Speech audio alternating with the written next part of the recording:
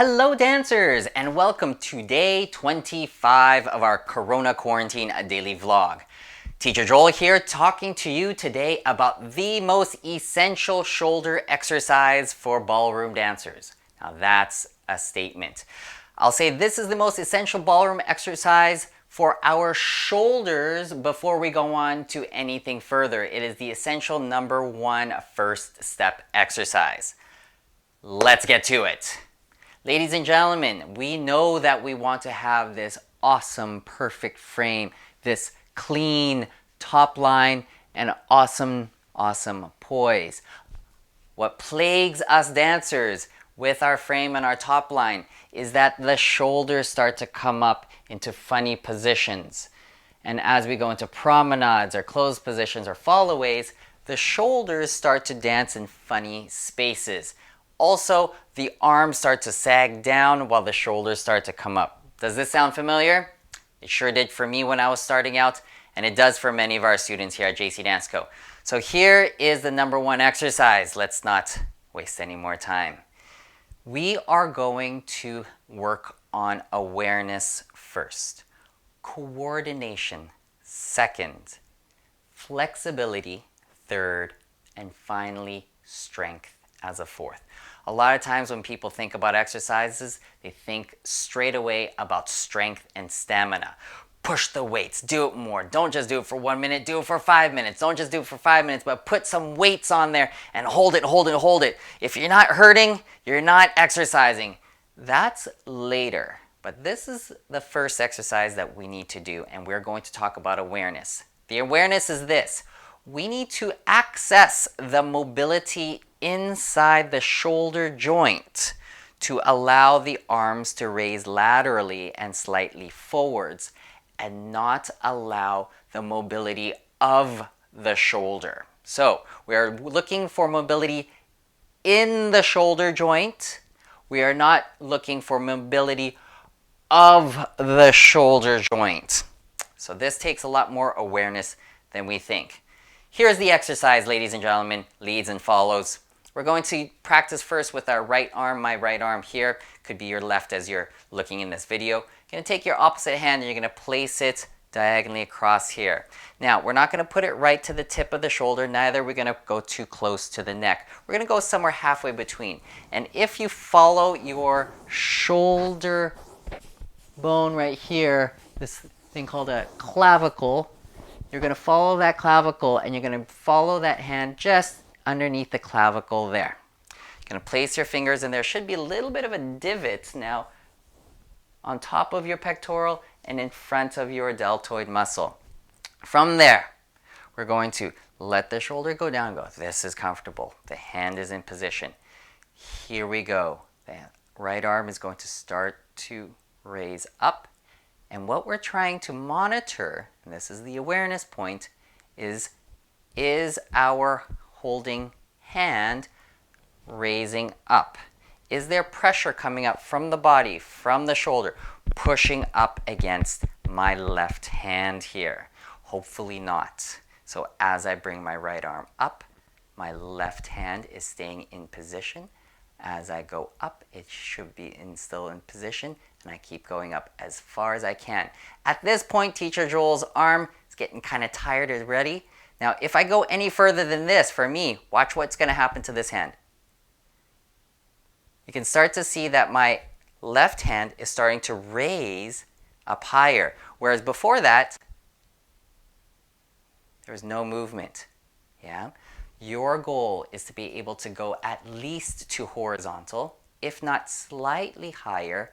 Hopefully you can get all the way up, and I know a lot more Latin dancers out there, they practice arm actions like this and they have a lot more mobility. But let's not try to encourage shoulder mobility, but within the shoulder mobility. Access that flexibility. Now, as we're doing these actions, I want to really stress that we're going to do these actions slowly, thoughtfully, and not forcefully.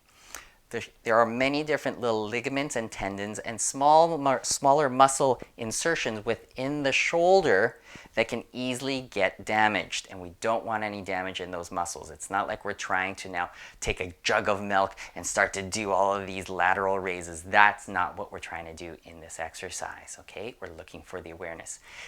As we get used to this, and we're like, I'm not so sure, well, we can take something like a tennis ball or something that's a little bit more visually clear, can place that tennis ball right here, and we're going to do that again. We're going to see, does that tennis ball move? Does that tennis ball move? Does that tennis ball move? Ooh, it's starting to move. It's starting to move. And you can start to see now that it's getting up just a little bit, and then of course now as I go up to my ear, it starts to come up drastically. What we're trying to do is keep that tennis ball or whatever there is. You can have a small pillow, a stuffed animal, whatever it is, just so that you can see yourself in the mirror, or even if you're just recording yourself with your iPad or your cell phone. Yeah.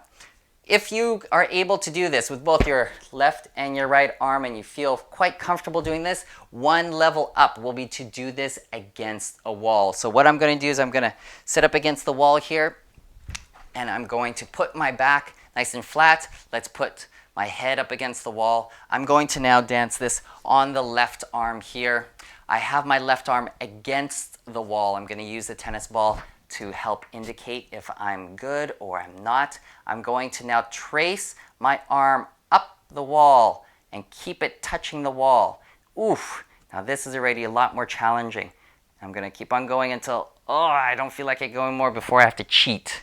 Yeah. When we get to that point where it's feeling tight and we know that we're going to start to cheat to get any further height of the arm, that's where I want you to just rest. Take a few deep breaths. From there, inch it up a centimeter or a half a centimeter, and just hold it there.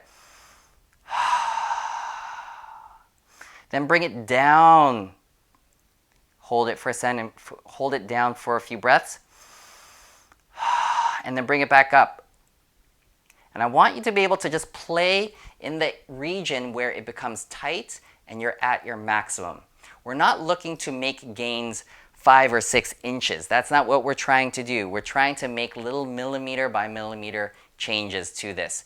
That's our improvement. If we do this every single day against the wall or even just away from the wall here, and do that in front of the mirror. I'm good.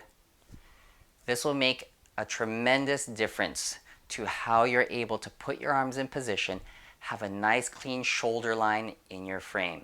From there, once you have the awareness and the coordination with the flexibility inside of your shoulders, then you can start working on strength and stamina. If you don't have the ability to get your arms in position, getting milk jugs or ankle weights and putting them on your wrists, that's not going to help, because all you're going to do is just getting stronger in funny positions.